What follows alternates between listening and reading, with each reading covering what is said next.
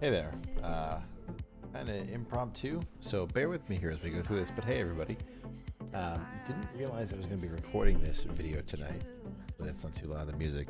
Do you click down? I feel like that's better. I can't tell the difference. But hey, our votes are due by 1:15 for our voting, and pretty much all of us are done, but we've just had some real issues getting the last two people to vote. So went ahead and made an executive decision and decided to not let them vote. One of the two people that was left voted for one of the two polls and didn't finish for the next one. We've tried adding them in Sleeper. We've tried adding them in Discord. Neither of those have worked. So they are due in 2 minutes. It's 11:58 p.m. Eastern. We're just going to go with it. So what I did is I went ahead and voted myself from posting that in the lead chat, talking to a couple of you guys agreed that I should have a vote. I kind of was staying out of this as the 11th vote, but I went ahead and voted. Two people didn't. What we'll do, there are a few ties. I'm looking through this, so the 9 people that did vote will vote again, and any revotes will be a tiebreaker that I will not participate in. The way that we're going to do this there. So what we're going to do is we're going to quite literally go through the rule changes one by one and discuss them, talk about what that looks like and what that means for the future.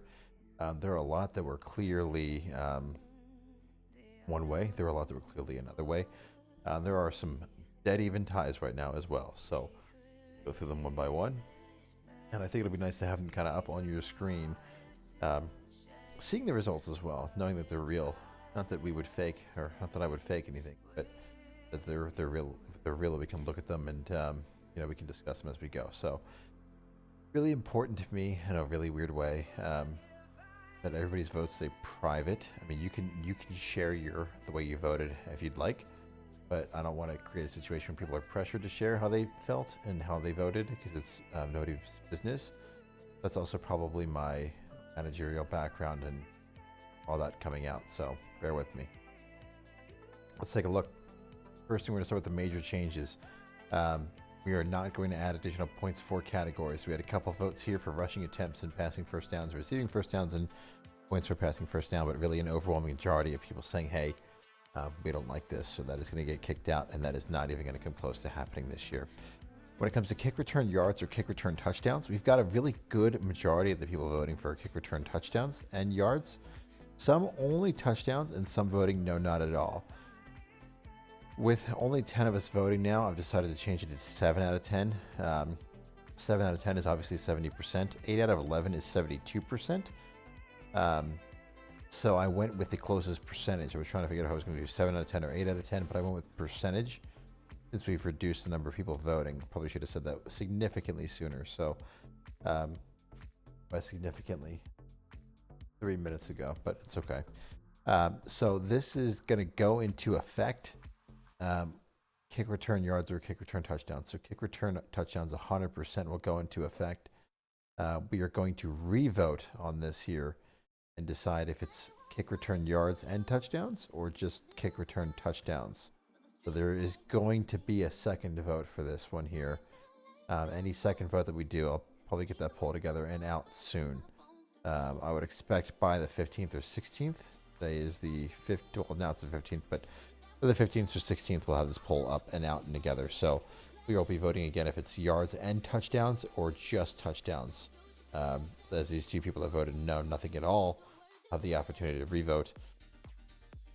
The other people who voted this way will be able to say, okay, yes, I like yards, or no, I really want to stick with only touchdowns. If we end up, or no, we won't end up at a 50-50 split because I'm not voting, so we're good to go there. Should teams get home field advantage? An idea I love the idea of. It is an 80-20 split. As for no, so that is completely gone out the window. So home field advantage, not a thing this year. I don't remember who the second vote for yes was, but I was one of the lone 2 that voted yes, even though I knew it was futile at the end. But you guys shot that one down. That's really fun. I love that. Should a percentage of the salary cap roll over to the next year? This will have a cap on it. Da-da-da. Yes, this is going to happen. We will vote on what that cap looks like. Part of me thinks a nice even number, like 50 or 100. I do think it's very important that it goes into effect in 2024. We'll vote on probably that aspect as well. I don't want that to happen this year because a lot of teams that if it happened this year would benefit from that very, very much. And that would not be fair to teams that had no idea this was going to be a thing. So probably vote on the percentage, probably vote on the cap. And, we'll see what that looks like here in our second round of voting here. Should the salary cap increase by more than $50 and it's already allotted? I'm trying to do this in this dramatic fashion as we can. I feel like it's reality TV here. No. Big chunk voting no. A couple people voting yes. But yeah, we are going to keep it at the allotted $50 amount that it's going to increase. I've got a really good feeling this is going to be a question that goes in every single year. And the reason I say that is just because of the increases. $50 is good, but the percentage increase for some of these contracts is a lot, and I don't want to get us into too much of a pickle. And so I think this will be kind of something we vote on each year, but we'll see. Moving on, each year we have a side pot for guillotine style. The team with the lowest points eliminated. They get $50 for winning this. We like this idea. Yes or no? 60-40 for yes. So if this one does not pass, this is in the major rule change. Close, but no cigar. I like this idea. I think it's fun, but we don't have enough people, and so we've all joined this league with the idea of the majority, with the prize paths being the way that they are, and so this doesn't click just yet. Close enough that we probably add it to next year, but does not go into effect for 2023. Moving on to the next one, should we increase the dues for future seasons? Should we go up to $60 or $75 or more in 2024? We will vote for the second round if we need to for determining the increase, and this one does pass.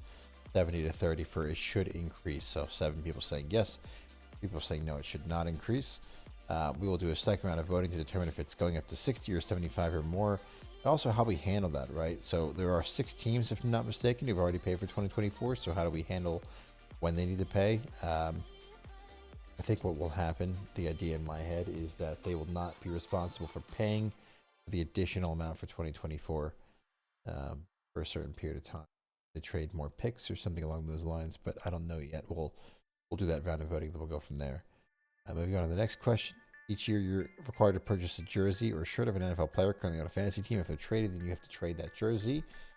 A resounding no. I love this rule. I think it's so much fun, but you guys don't, and that's totally fine.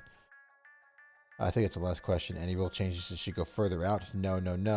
Would not mind it. If somebody's voted no, wouldn't feel to vote on the year they go into effect by. I think that's a great call out. That's why I want to go ahead and vote on that one I specified earlier. Robbie Anderson, goddamn it, K-Migs. We're good to go there. Then which team do you represent? All 10 teams. So nothing really crazy here with the minor changes or the major changes. We'll get those implemented into the rulebook at some time in the near future and get that out to you guys. But I think this is a great call out, and I appreciate your honesty. This is important stuff, guys. So if you ever feel strongly about something, please let me know about it. This way we can go ahead and get it taken care of if there's anything like that. Moving on to the minor changes. Add a game against the median of the league. The answer is yes. So we've got 7 out of 10 people voting yes for that one. So we are going to add a game against the median each week. So you're in theory playing 2 games each week now, one against your opponent, one against the median of the league. So this should really, the better team should stay towards the higher part of the rankings here with this change. If you successfully poach a player from another team, should you extend their contract following by a year?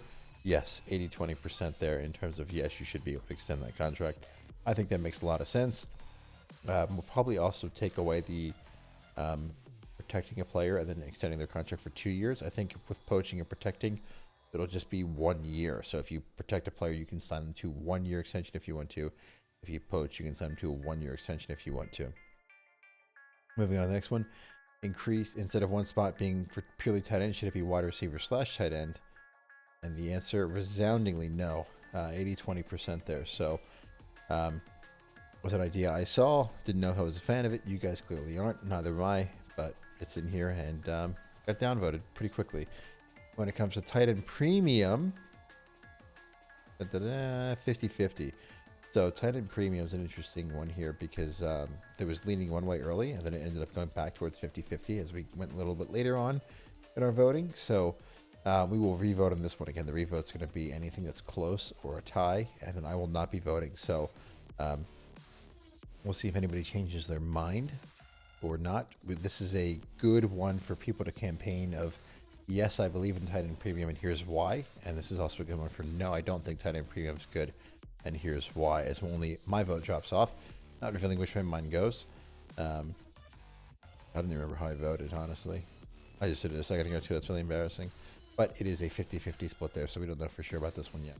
Next question. How does a tie determine the winner in the playoffs? This was a really weird question, and this really came about from just crazy shit happening and the situation and that we just had in the playoffs with the Bills and Bengals and all that good stuff. So how does it go? Really split across the board here. So higher seed wins, was not even voted for once, which is surprising. I thought that was going to happen at least once. Highest points for in the regular season here at 40%. Highest or regular season head-to-head matchups here as well with 40%. Then higher points for in the bench wins. We're going to go ahead and take this one out. So we're going to vote again. We're going to make it either regular season head-to-head or higher points for in the regular season. We're going to take out the higher seed wins. And we're going to take out the higher points for in the bench wins as well. I love the idea of higher points for in the bench wins, but that would suck if you've got a team of superstars and you lose. So and it seems like you guys feel that way as well. So we'll vote, we'll take out and only make it head-to-head in the regular season or points for the regular season, and we'll all vote again, see what that one looks like. Continuing along, standings tiebreakers are currently determined by head-to-head matchup. Should this change to points for? Another 50-50. Personally, I'll campaign. I don't care. Personally, I love the idea of head-to-head in the regular season. I think that head-to-head is important, and we're taking it away in another place. I'm getting stuff mixed up, but I like head-to-head significantly more than I do like points for. Because otherwise, what's the point of your games? Big deal if you beat this person, that you have more points, or if you lost, but you have more points overall. I think that's crazy, but this is not just my opinion, right? This is everybody. So this 50-50, so we're going to revote again on this with mine out. You can imagine, you can guess which one mine is. Should we expand IR to allow more players on IR? If we do it, should we make only the ones allowed on IR are only players who were on IR in the NFL?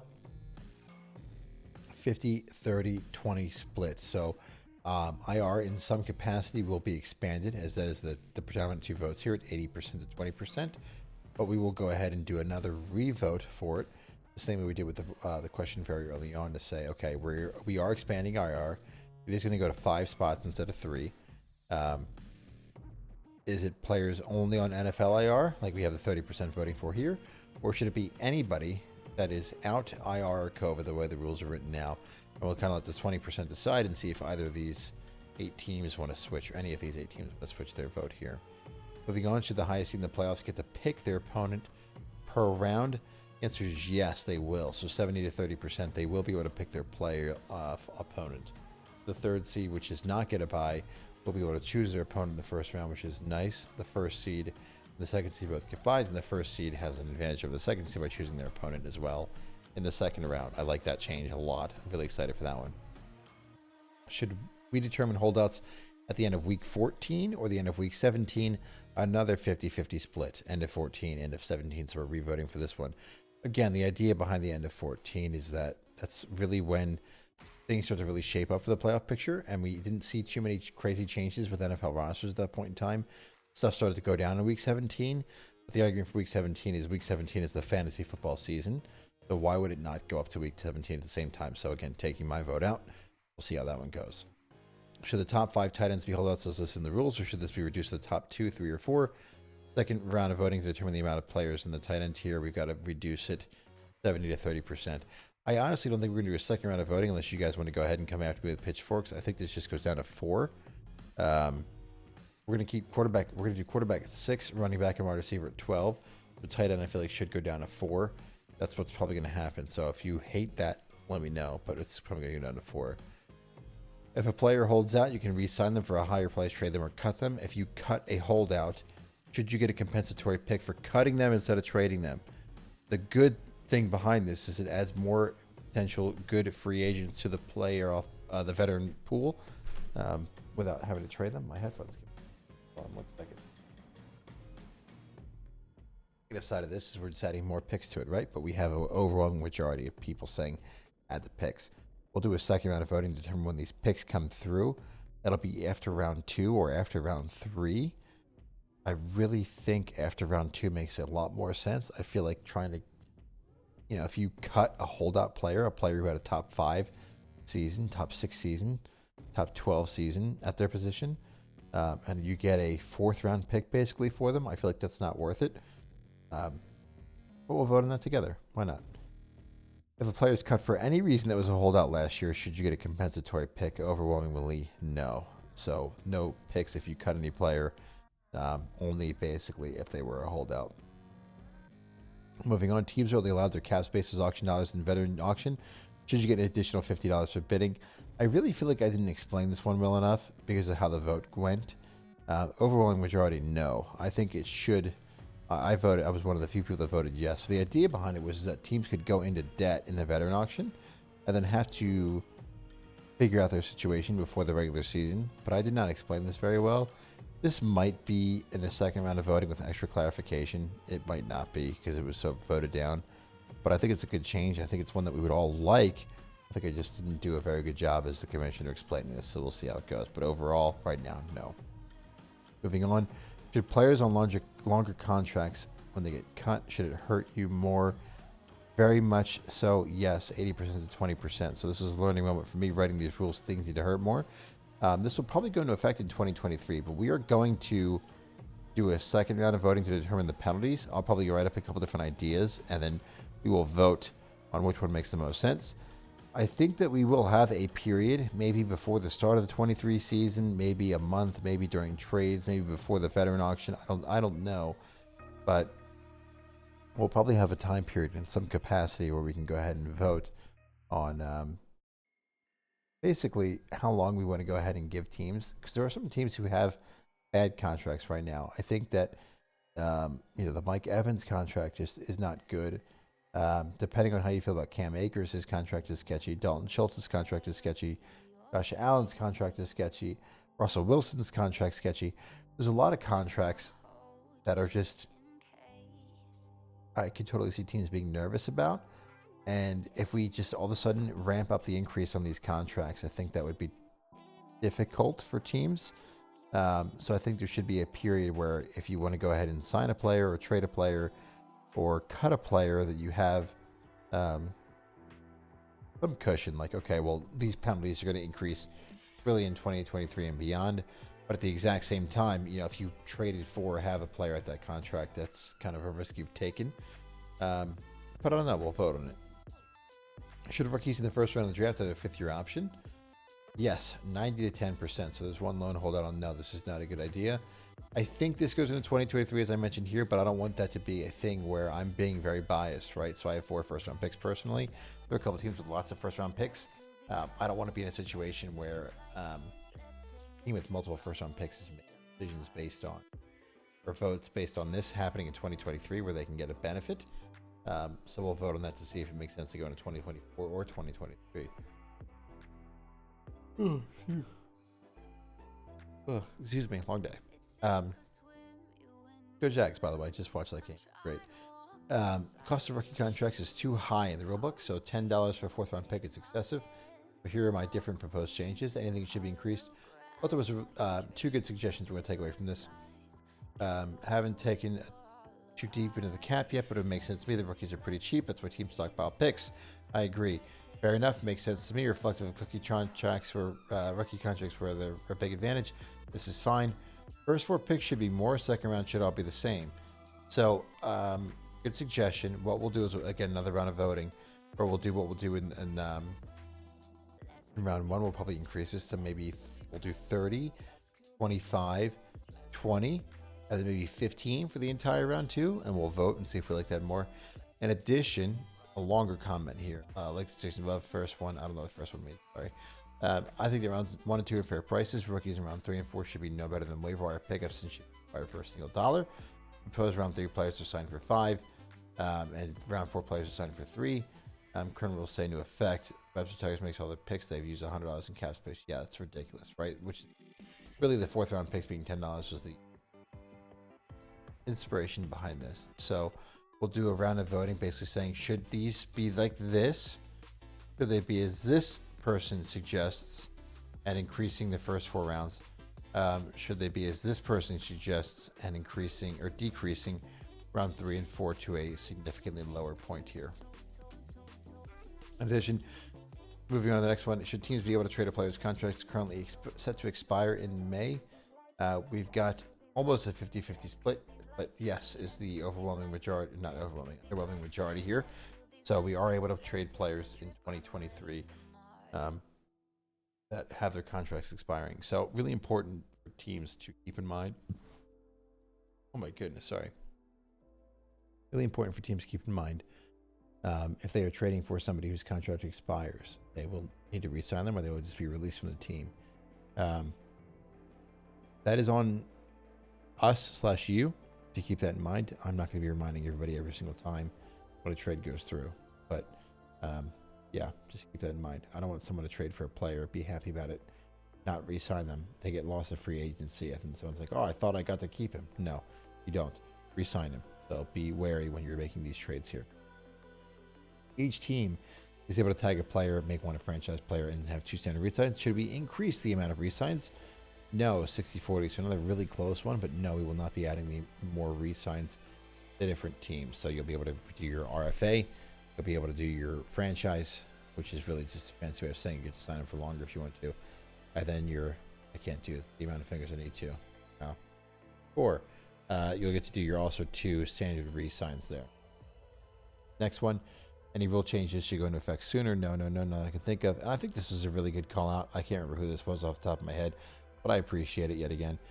Tight end and wide receiver should have been under the majority change category and require a super majority versus what we did here in the basic rule change. Good news is it didn't happen, but I do agree, and that was a big oversight on my part. So thank you, this person. Oh, then here's all the different teams that voted here. So those are different rule changes. They're going to go into effect soon. We're going to do a second round of voting for a lot of those rules we just talked about. In addition, I wanted to share something with all of you guys. So we are going to do an awards show sometime soon. It'll be hosted by myself with codes, probably. And this is the voting form, spoiler alert, for the early awards voting. So GM of the year, you'll be able to vote for either Cam Hun, Unicorn, Boltner, Zoink Scoop. Most likely to go from Toilet Bowl to Grand Prize bracket, one of the 4 teams here at the bottom. You'll also be able to vote for most likely to go from Grand Prize bracket to the Toilet Bowl, one of the 6 teams that made it to the Grand Prize bracket. This is just for fun, by the way. This doesn't come with anything. I think it's just a fun way to kind of put a ribbon and a bow on the end. Did you find yourself cheering for another team that wasn't yours? Who was it? Kind of showing, which teams have fans out there in a weird sense. This is missing a team. That's because we don't know the name of that team yet. So this will also have Team Havoc / Spider Pigs / Team Chase on there at some point. Teams or GMs that were most fun to talk to. So just anybody you really enjoyed interacting with. So we're for the most part we're strangers. So anybody you really enjoyed talking to, having trades with, whatever the case may be, all the teams and players are on there. And then we just went with a couple of different simple questions. So who's the MVP at quarterback for you for the year? Was it Patrick Mahomes, Jalen Hurts, or Joe Burrow? Keep in mind, this is playoffs and regular season, so vote how you feel. MVP at running back, was it Austin Eckler for Brownout? Was it Josh Jacobs at Kung Fu Pandas? Was it Derrick Henry for the Diamond Dogs? Talking about wide receiver, who is the MVP? Justin Jefferson for the Diamond Dogs, Devontae Adams, or Tyreek Hill? And then for tight end, who was a MVP at the tight end position? Was it Travis Kelce, DJ Hawkinson, and Mark Andrews? But one of those 3. And then also, too, way too early, who's going to win it all in 2023? That vote is there for you as well. Might be some other fun ones that we do offline, but I think getting the votes for these questions will be nice and fun.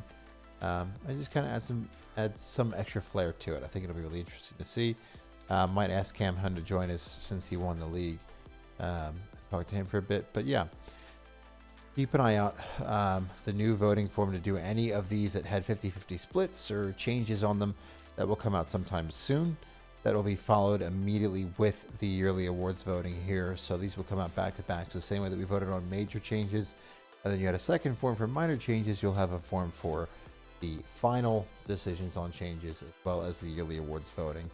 The two teams were Rutgers and Watson's 25th Masseuse. They will not be able to vote in this next section. So it'll just be the other 9 teams that will vote. And once those votes are in, we'll update the rule book and we will unlock trading. Part of me wants to say immediately, the part of me wants to say February 1st to kind of give it some time to spice up. But we'll then unlock trading at that point in time. And we will have a better and more accurate calendar for what the next few months hold. But really, after this second round of voting and the award show, not much happening for all of February, all of March, all of April, and then May is where we'll kick back up. So there's going to be 3 months of really nothing happening, except for just slight trading here and there, and then everybody doing their own thing, and then we'll pick it back up in May. Appreciate you guys coming out and watching this one. Hopefully the playoffs go well. For all of you that have a team, an NFL team that you're rooting for in the playoffs, I hope they go very far. Except for anybody that faces the Eagles in the NFC East. Sorry. You guys have a great rest of your night, and talk to you soon.